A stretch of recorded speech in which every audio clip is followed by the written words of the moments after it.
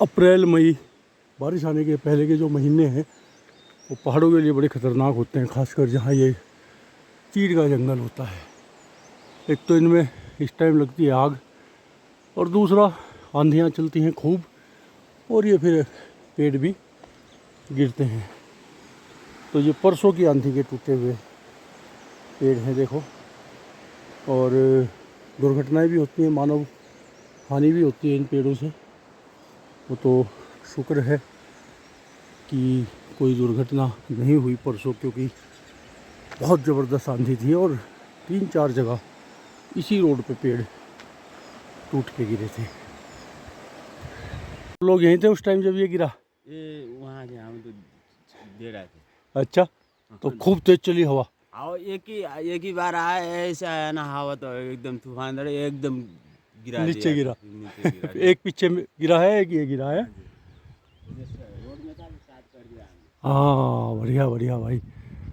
तो ये है जी खतरे, और ये पेड़ गिरते हैं और फिर दुर्घटनाएं भी होती हैं। जिन लोगों को नहीं आइडिया पहाड़ों के इस तरीके के माहौल का, वो ट्रैवल मतलब करते रहते हैं, रुकते नहीं है।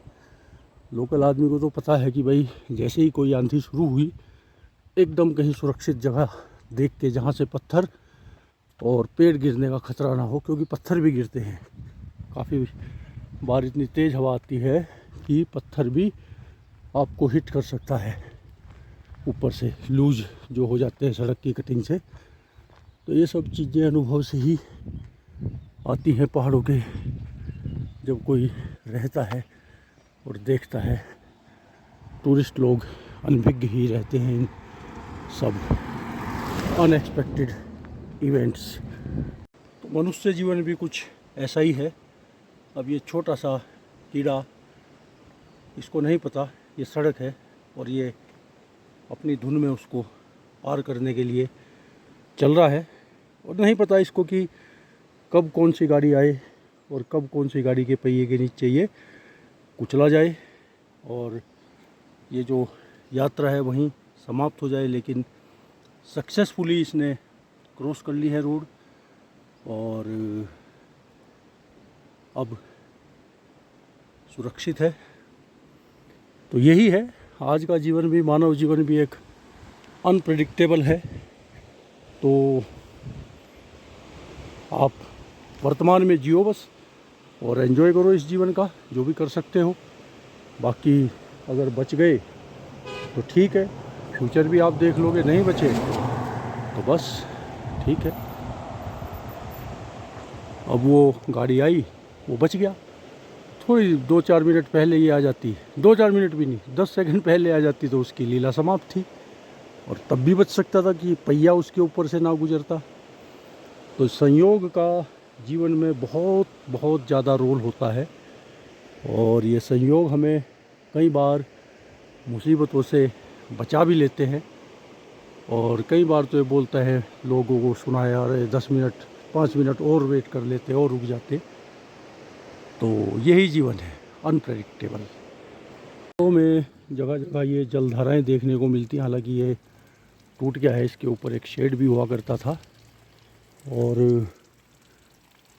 जो हम लोग आते हैं, खासकर प्लेन वाले, उनको नहीं पता चलता कि ये पानी कहाँ है। तो ये स्रोत होते हैं, और इनको लोग थोड़ा सा मेहनत करके और अपने जो दिवंगत हैं उन लोगों की याद में चैनलाइज करके पाइपलाइन के थ्रू इसको, और फिर कहीं ना कहीं ऐसे गाय के मुख की आकृति बनाते हैं, और इसमें से पाइप निकलता है, और पानी फिर आने जाने वाले लोग पी सकते हैं। पुण्य का काम है जो कि पानी पिलाना पहले से ही। तो इस तरीके के जहाँ भी स्रोत नेचुरल निकलते हैं, अगर ये इसको चैनलाइज नहीं करेंगे तो ये रिस के और ये पानी वेस्ट होगा। लेकिन फिर इसको चैनलाइज करके, और ये पानी बहुत अच्छा समझा जाता है, स्रोत है नेचुरल, बिल्कुल साफ़ सुथरे होते हैं, और इस पानी को फिर यूज़ पीने के लिए डायरेक्ट किया जा सकता है। तो ये स्रोत होते हैं, और कहीं बहुत ऊपर कहीं इनका उद्गम होता है, वहाँ से पानी बह बह के रिस के, और कई बार तो अंदर ही अंदर आता है, और फिर ऐसे कुछ लगता है कि यहीं आके निकला है। तो ये पानी अच्छा समझा जाता है। धारा बोलते हैं इनको यहाँ पहाड़ों में, धारा। शुरू में जब मैं भी पहाड़ों में आया तो ये पेड़ों पे ये कुछ इस तरीके की मुझे ड्राइंग सी बनी हुई दिखाई दी, कट मार्क्स, और इसके नीचे लगी हुई हैं ये 2 इस तरीके की शंक्वाकार कटोरियाँ टाइप। मुझे भी आश्चर्य हुआ था कि आखिर क्या चीज़ है। तो फिर जब पता चला, लोगों से बातचीत की, तो ये चीड़ के पेड़ होते हैं। चीड़ के पेड़ पहाड़ों में बहुत हैं और विदेशी मूल का पेड़ बताया जाता है ये। तो इससे निकलता है ये एक चिपकने वाला पदार्थ है, ये लीसा बोलते हैं इसको, लीसा रेजिन टाइप का। और इसका उपयोग फिर इंडस्ट्रीज़ में होता है। तो चीड़ के पेड़ से ये काफ़ी बड़ी मात्रा में एक्सट्रैक्ट किया जाता है। नेचुरल तरीका है इसको कट मार के। और जिस तरीके से साउथ में अगर किसी ने ध्यान दिया होगा तो वो ताड़ी इकट्ठा करते हैं इस तरीके से नारियल के पेड़ पे ऊपर कट मार के, और हांडी लगा देते हैं रात को, और सुबह तक वो टपक टपक के बूंद बूंद जो है ताड़ी इकट्ठा हो जाती है, जो कि वहाँ पीने के काम आती है। मट्ठे जैसा उसका टेस्ट होता है ताड़ी का। उसी तरीके से ये लीजा बोलते हैं उसको, और ये तो इंडस्ट्रियल यूज़ की चीज़ है। और चीड़ के पेड़ के ही कारण जंगलों में आग भी लगती है। तो ये इससे, क्योंकि आजकल गर्मियों का सीज़न है, हवाएं बहुत चलती है, तो ये इसकी जो छोटी छोटी टहनियाँ हैं इनको बोलते हैं यहाँ पिरुल। और ये बहुत बड़ी मात्रा में गिरता है ऊपर से। और चूँकि ये जो पहाड़ के जो इलाके हैं, इनका जो घास है वही मवेशियों के लिए चारे के काम आता है। क्योंकि यहाँ तो छोटे छोटे खेत हैं, तो हमारे यहाँ प्लेन्स में तो चारा अलग से पशुओं के लिए उगाया जाता है खेतों में, लेकिन यहाँ उन खेतों में अपने खाने पीने की ही सामग्री उगाई जाती है। और चारे के लिए ये जंगलों के घास पे ही पूरी डिपेंडेंसी रहती है।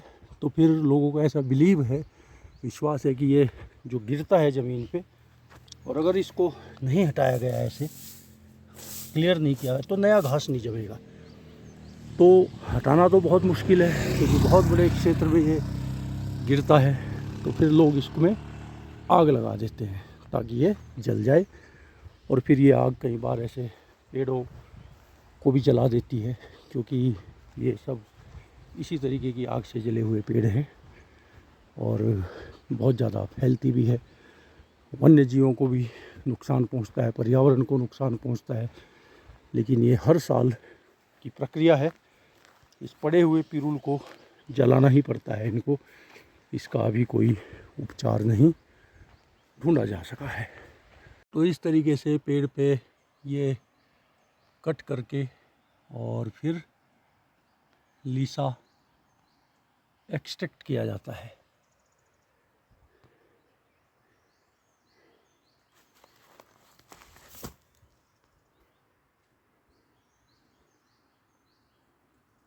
ये अपने आप में एक हजर्ड है।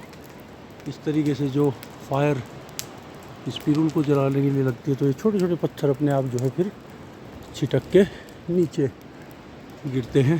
तो ये बिल्कुल ऑन रोड, मेन रोड पे ये ऊपर लगी हुई है। अब ये जहाँ जहाँ इसको ये पिरुल मिलता रहेगा सूखा, ये चलती रहेगी। और फिर अब ये जो खाली जगह है, और लोगों का ऐसा विश्वास है कि अब यहाँ पे बरसात के बाद अच्छी हरी हरी घास आ जाएगी, जो कि फिर यहाँ मवेशियों के चारे के लिए उपयोग में लाई जाती है।